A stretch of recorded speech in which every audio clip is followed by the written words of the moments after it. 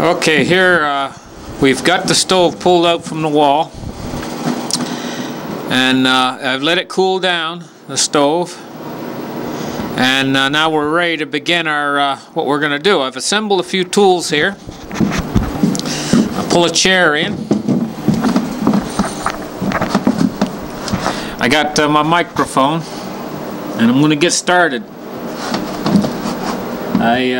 First I'm going to take this plate off, and then this back plate, and so we're going to get working right here. Set the microphone down on the ground.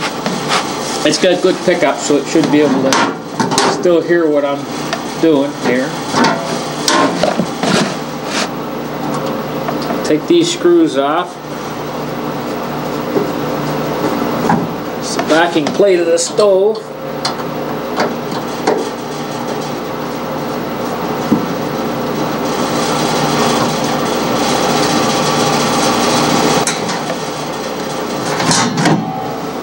There's the back plate off. 2 screws. Now let's bring it around where we can see it.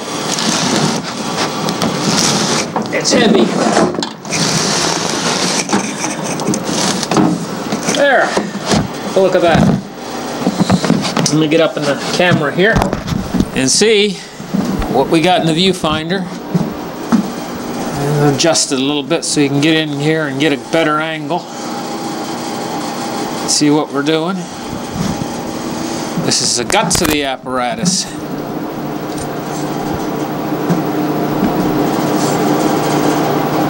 There we go. Now we can see. Pretty good. Okay, this is the motor. First off, I got the stove unplugged because it wouldn't make sense. I want to get electrocuted. This is the motor right here, and it only turns 1 RPM. It turns an auger, which drops the grain down into the pellets. Looks like this is quite a bit of soot inside the pipe. I should clean that out while I'm at it. This is the vent pipe. Obviously, this is where the smoke comes out. There's a little fan right here, and the fan must draw or pull the smoke out of the stove. Let's see, what else is there? Here's a fan here. Now there's another fan over here. And really, I don't really, I've never really worked on these stoves before, so I'm not really exactly sure what's what. But I'm giving it a go because I bought this stove. It was an end of the model clear out, and there was no warranty on it, and they were just moving it out quickly, and they wanted to get rid of it, and they priced to go. And when I got it home, I found out that this motor here was burnt out. So I did this right here. As you can see, put the microphone there. This was my doing right here. I fixed the motor and I hot wired it, and I got a fuse in there so the motor won't burn out. There's like a 2-amp fuse inside this package, and so that runs the motor, and that's running the motor all along. It's just hot wired into a wire that goes to an outlet to run the motor. I bypassed this switch up here to run the motor. But now it looks like the thermostatic switch is not allowing the part that heats the pellets up to igniter. They call it the igniter. The igniter's not working, so I got to figure out now why the igniter's not working. So to do that, I got to get in a little bit different spot over here. I got to get in at this panel. So first, I got to figure out how this is put together. Must be a screw around the other side here somewhere. Let me see here. No, this is hinged. Come on this way. Ah! What have we here? Ah! Okay. That's good. So now, good. We're in. There's a couple screws here.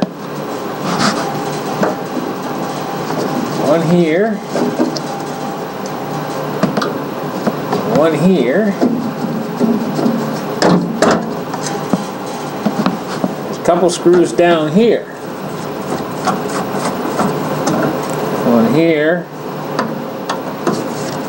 One here. Got them out.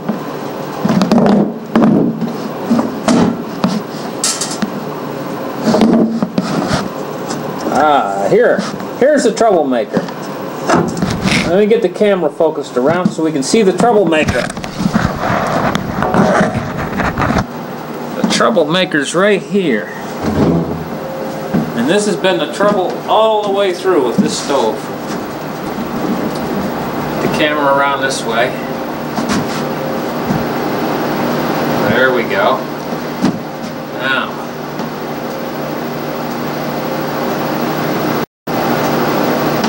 Now we're going to get our eye on this troublemaker. Here's the problem right here, this guy. He runs everything. Got these sensors. These, if you can see right down in here, there's two sensors here. These are heat sensors. It sends electro signals back to this thing, and this thing switches.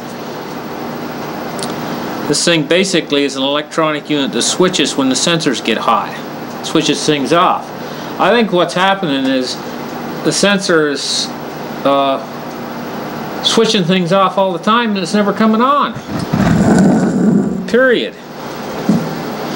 So, let me get some light in here so you can see.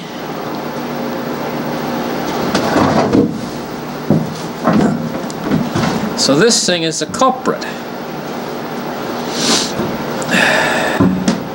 And there's plenty of wires coming off of this thing.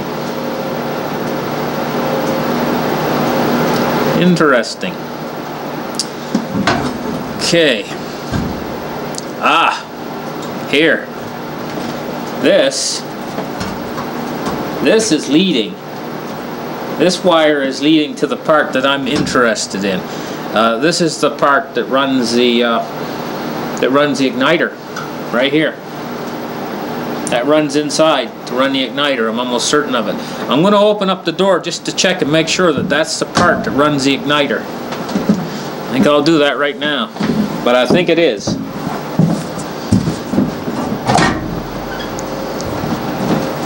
Yes, it is. That's the part that runs the igniter. So that's what we're worried about, is the part that runs the igniter, because the igniter's not coming on. So these three wires right here, if I cut these, if I snip this little wire harness right here, there, and there's another little wire harness right here if I snip it, there, these wires right here are not sending juice to the igniter. That's why that igniter's not coming on. I would care to bet. So a bypass would be just to leave these alone. Let them send the signals back and nothing come out. That's fine. If I run heat to these two leads right here, this igniter's going to come on regardless of what this thing does. So I think that's what I'm going to do. So I think that's our fix, is to have heat run into the igniter continuously and bypass this unit, because this unit's not working. Well, there's the fan. That's obvious that that's the fan, one of the fans. But it's running the fan, so I'll leave all that alone. I'm just interested in this igniter. So let's take this cap off right here.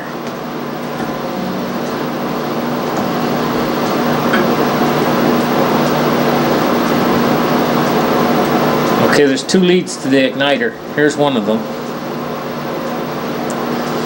Perhaps if I tested those leads and see if there's heat coming out of them.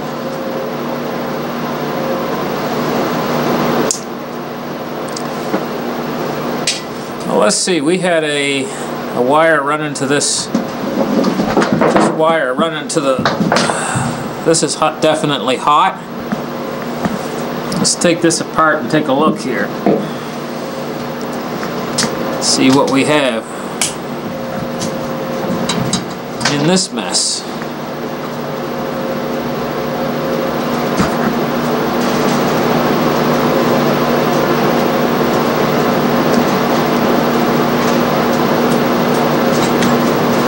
This is 110 volts, so one of these two leads on this is hot, and the other one is a ground.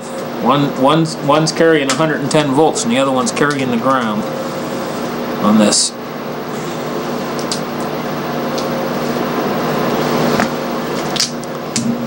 So see what I'm doing. I don't know, maybe I better get the camera over around a little bit so you can see a little bit better.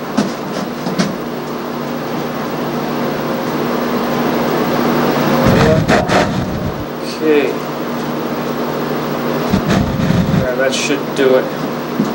Pretty good.